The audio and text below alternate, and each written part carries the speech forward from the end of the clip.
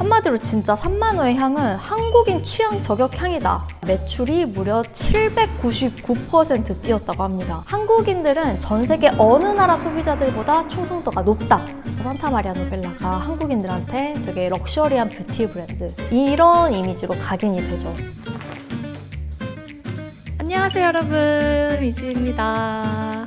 오늘은요, 오랜만에 브랜드 스토리 영상으로 돌아왔습니다. 오늘 소개할 브랜드는 바로 산타마리아 노벨라인데요. 제가 이렇게 브랜드 스토리 영상을 찍을 때는 그 브랜드 이미지랑 어울리는 옷을 입어보려고 좀 고민을 하거든요. 근데 이번 영상 찍을 때는 고민을 하지 않았습니다. 왜냐하면 산만호는 떠오르는 브랜드 이미지가 아주 명확했거든요. 홀리한 느낌, 클래식하고 앤티크한 무드, 딱 이런 느낌의 흰 원피스가 어울린다고 생각을 했죠. 왜냐하면 산타마리아 노벨라는 진짜 역사가 오래된 브랜드거든요. 우리나라로 치면 고려시대 때부터 시작이 된 브랜드고 수도원에서 탄생된 브랜드이기 때문에 확실히 좀 성스럽고 순결한 이미지가 있죠. 그리고 그만큼 산타마리아 노벨라의 향수들도 깨끗하고 맑은 향기들로 세계적으로 많은 사랑을 받고 있습니다. 물론 우리나라 사람들도 너무 좋아하고요. 그래서 오늘은 산타마리아 노벨라의 세계를 한번 탐험해보고 또 우리 한국인들 사이에서 이 브랜드는 어떤 존재감과 이미지로 자리매김하고 있는지도 같이 이야기해보도록 하겠습니다.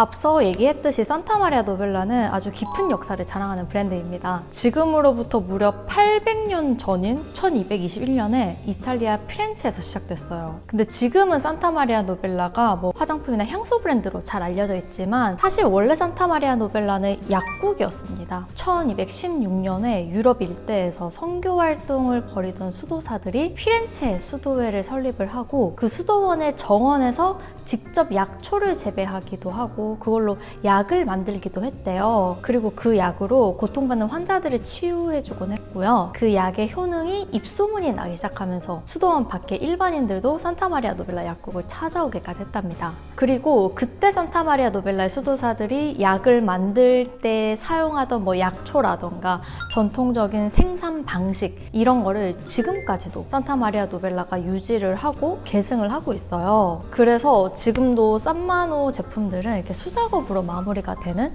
핸드메이드 방식으로 생산이 되고 있죠.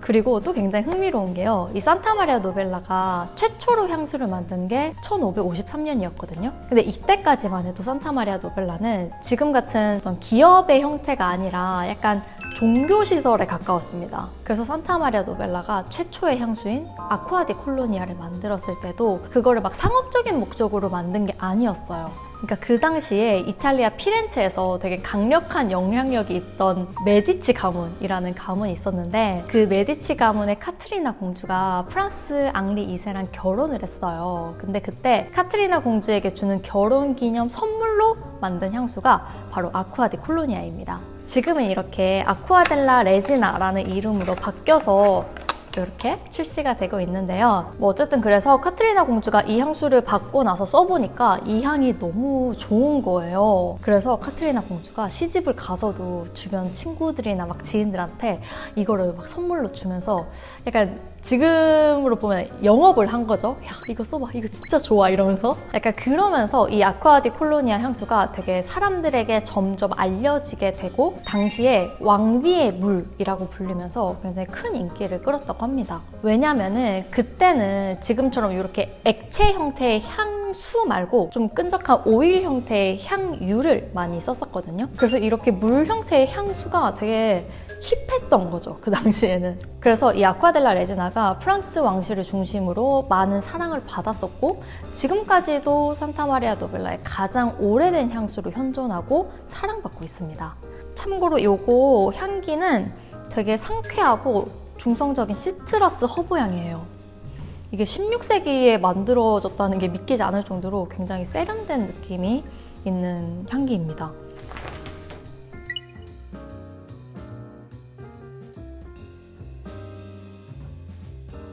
그리고 1612년 산타마리아 노벨라는 종교기관에서 기업 형태로 변하고 제품을 대중들에게 본격적으로 판매하기 시작합니다. 뭐 스킨케어 화장품부터 바디, 헤어, 방향 제품, 그리고 뭐 반려동물 관련 제품들까지 되게 다양한 라인업의 제품을 지금까지도 선보이고 있는데, 우리나라에서는 이 산타마리아 노벨라가 한 2010년쯤에 크레마 이드랄리아라는 산타마리아 노벨라의 수분 크림이 고현정 크림, 여배우 크림으로 알려지면서 산타마리아 노벨라라는 브랜드가 유명세를 타기 시작합니다. 여러분들도 그거 들어보셨을 거예요. 고현정은 피부 관리를 위해서 비행기를 타면은 기내에서 수분 크림 한 통을 다 쓴다. 그리고 그때 고현정이 쓰는 이태리제 비싼 수분 크림이 바로 산타마리아 노벨라의 크레마 이드랄리아다 라고 막 인터넷에서 입소문이 나기 시작하고 일종의 대란이 일어납니다. 그때 당시에 한국인들이 이 수분 크림을 너무 많이 사가가지고 이탈리아 산마노 매장에서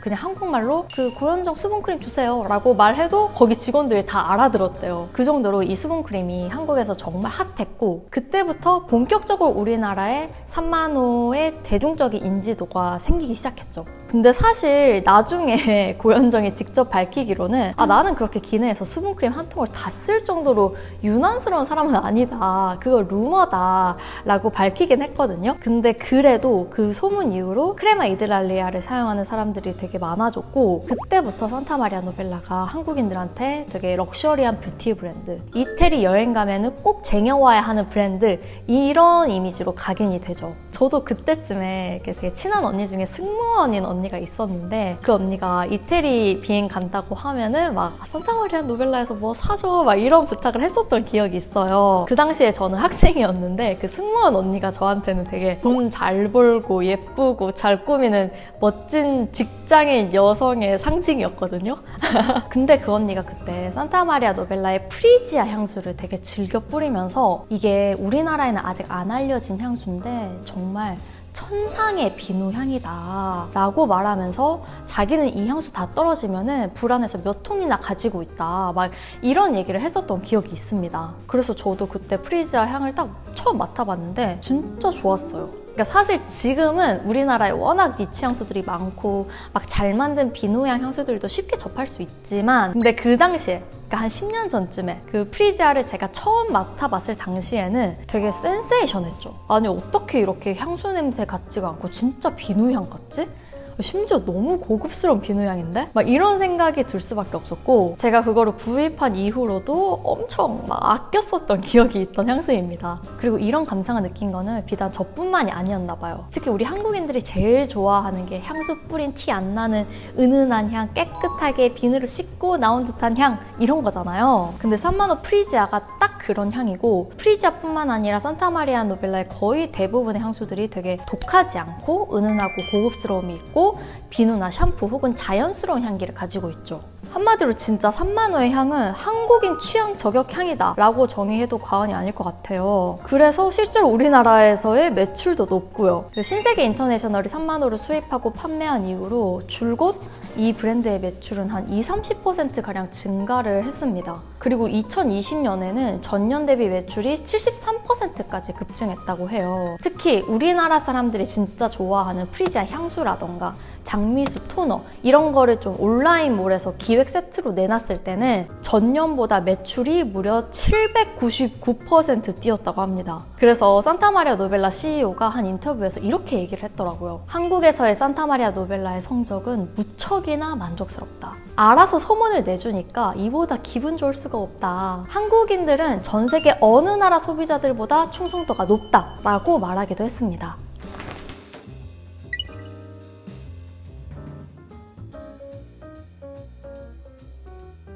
근데 여기서 재밌는 게요. 한국에서 산마노 인기가 그렇게 치솟기 시작하고 한국인들이 막 산마노 제품을 잔뜩 사들일 때 산타마리아 노벨라 본국은 좀 처음에는 약간 럭셔리 브랜드로서의 고상함을 유지하고 좀 세속적이지 않은 태도를 보였습니다. 2014년에 산타마리아 노벨라 CEO 인터뷰를 살펴보면요. 우리 제품은 한국 소비자들에게 인기가 많고 가끔은 그래서 물량이 모자랄 지경이다. 하지만 우리는 물건을 한꺼번에 많이 팔고 싶진 않다.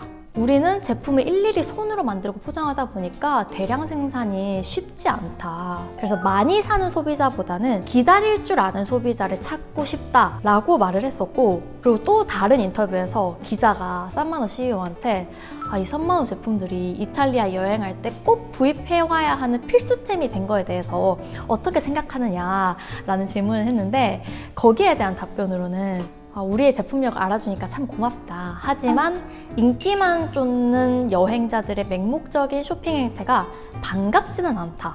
잘 나간다고 무작정 구입하거나 사재기하는 거는 바람직하지 않다. 인기나 유행에 따른 선택보다는 자신에게 맞는 제품을 찾길 바란다 라고 말하기도 했습니다. 뭔가 굉장히 탁 고고하죠.